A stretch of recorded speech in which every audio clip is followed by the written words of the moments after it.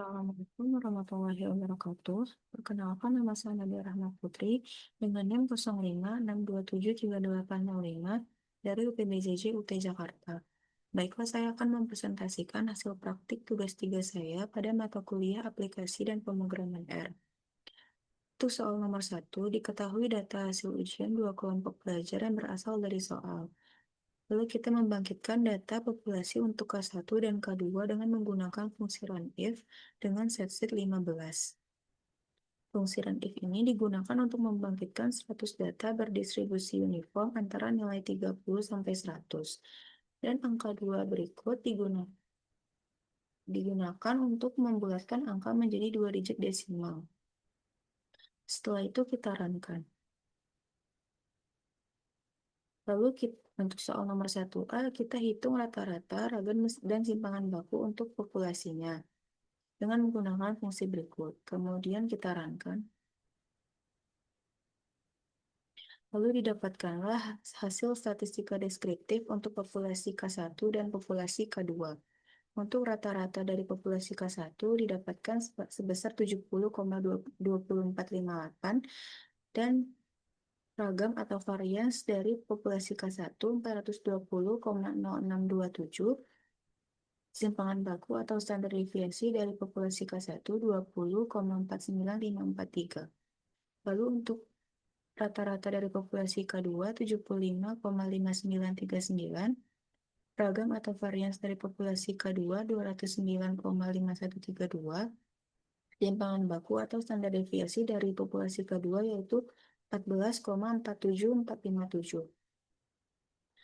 Setelah itu kita ambil sampel, kita hitung statistika deskriptif dari sampel. Untuk soal nomor 1B, kita mengambil sampel acak untuk nilai K1 sebanyak 50 data dan untuk nilai K2 sebanyak 65. Kemudian kita runkan.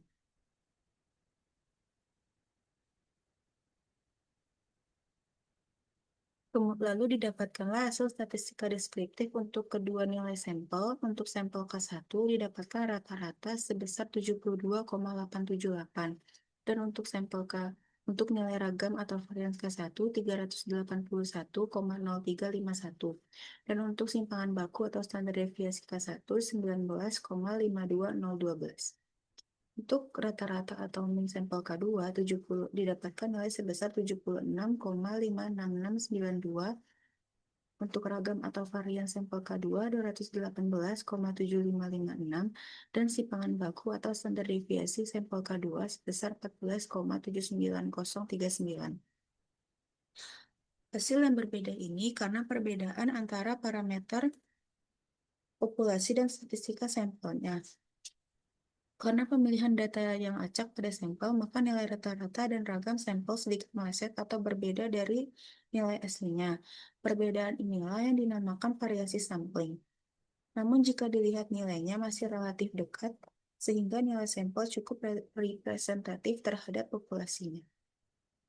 Kemudian untuk soal 1C, kita diminta untuk menguji hipotesis satu sampel, yaitu sampel K1 dengan menggunakan fungsi berikut.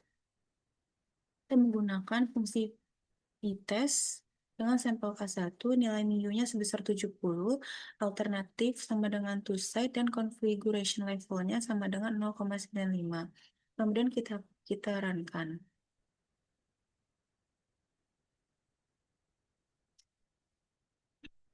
Lalu didapatkanlah nilai p-value-nya sebesar 0,3023. Ketika kita bandingkan nilai p-value dengan alfa sama dengan 0,05, maka didapatkan kesimpulan bahwa gagal tolak H0. Maka tidak ada cukup bukti statistik pada taraf nyata atau alfa sebesar 5% untuk menyatakan bahwa nilai rata-rata populasi kelompok 1 berbeda secara signifikan dari nilai 70 atau nilai mu-nya. Untuk soal nomor 1D, kita uji kesamaan ragam atau uji variansnya. Menguji apakah ragam sampel K1 dan K2 berbeda dengan menggunakan fungsi berikut. Kita menggunakan fungsi vartest dengan sampel K1, kemudian sampel K2, dan configuration levelnya 0,95. Kemudian kita runkan.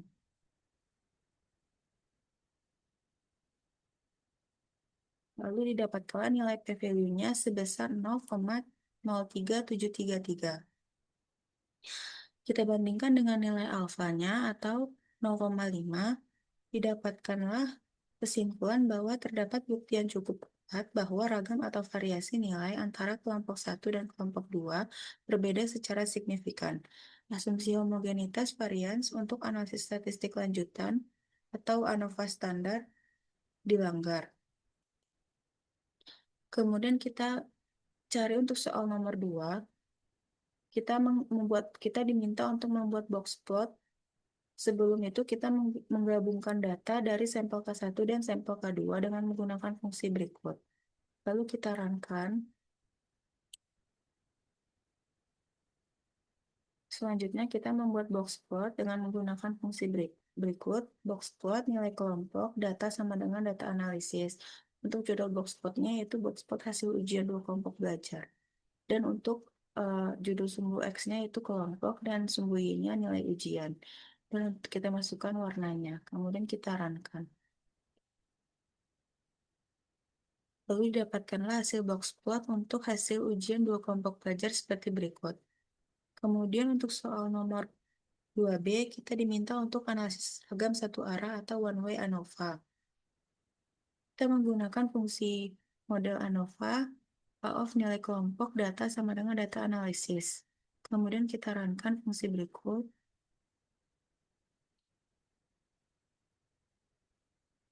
Lalu didapatkanlah hasil seperti berikut dengan nilai F sebesar 1,33 dan p-value-nya 0,251, yang mana lebih besar dari taraf nyata alfa sama dengan 0,05, maka gagal menolak H0.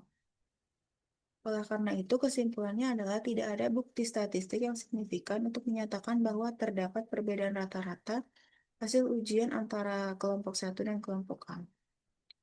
Sekian presentasi tugas 3 saya.